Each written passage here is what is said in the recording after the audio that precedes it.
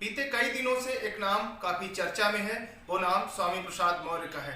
दरअसल रामचरितमानस की कुछ चौपाइयों की पंक्ति को लेकर जो विवाद हुआ, उससे विपक्षी दल पूरी तरह से स्वामी प्रसाद मौर्य को घेर लिया था। हमारे साथ सपा के प्रदेश स्तर की राजनीति करने वाले प्रदीप कुमार तिवारी जी हैं। हम उनसे समझेंगे सपा के राष्ट्रीय अध्यक्ष अखिलेश यादव द्वारा जो आज पद दिया गया है, उस पद को लेकर क्या कहेंगे आप?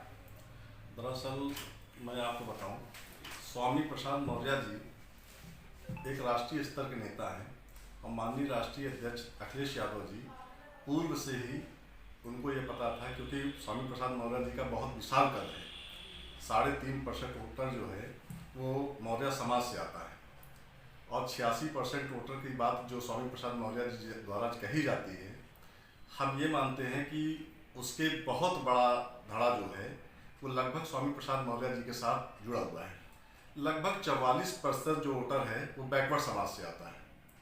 तो मैं ये मानता हूँ कि बैकवर्ड, दलित, अल्पसंख्यक, पिछड़ा, इनको सबको जोड़ने के लिए मजबूती से समाजवादी पार्टी से इसका धड़ जुड़े। इसके लिए स्वामी प्रसाद मौर्य जी को जिला राष्ट्रीय महासचिव का पद दिया गया है।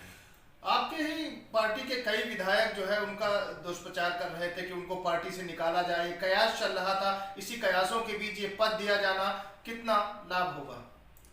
देखिए, एक्चुअली में क्या है कि स्वामी प्रसाद मौर्य जी पूर्व से ऊंचाहार विधानसभा से विधायक हुआ करते थे। वहाँ से वर्तमान में मनोज पांडे जी विधायक हैं।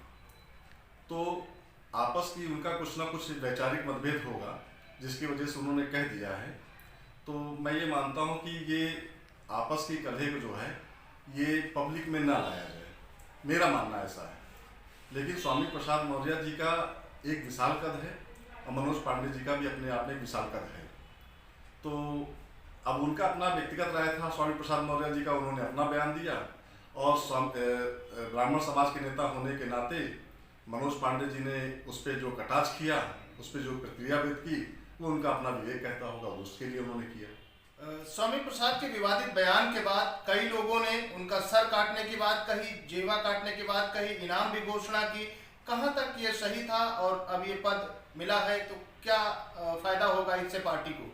देखिए, वो भाजपा के कार्यकर्ता हैं जिन्होंने ऐसी बात कही है। मुझको लगता है ये कि अगर जिन्होंने ये बात कही है उसको योगी सरकार को, भारतीय जनता पार्टी उत्तर प्रदेश में सरकार है, उनको चाहिए कि उन पर कार्रवाई करे। जो इस तरह शब्दों का करके एक आपराधिक घटना को अंजाम देना चाहते हैं, ये अपराध को बढ़ावा देना है। अगर इस तरह का कोई शब्द करा तो इनके ऊपर कार्रवाई होनी चाहिए। मैं तो ये भी निवेदन करूँगा कि स्वामी प्रसाद मौर्य जी को, उन लोगों को चिन्हित करके उनके ऊपर एक अभियोग दर्ज कराना चाहिए। इतना बड़ा पद मिलने के बाद इस बार 2024 में क्या रणनीति रहेगी और क्या सपा अपनी बढ़त बना पाएगी?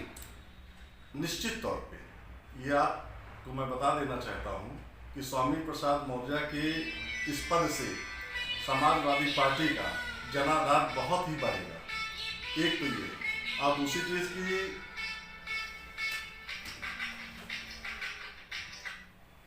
दूसरी चीज ये है कि लोकसभा 2024 में समाजवादी पार्टी की अप्रत्याशित जीत होगी और बहुत अच्छी सीटें आने की उम्मीद है।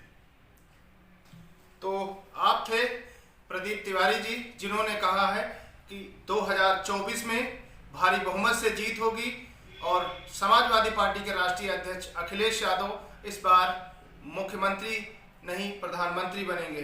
रायबरेली से न्यूज़ नेशन भारत के लिए शिवा मौर्य की रिपोर्ट।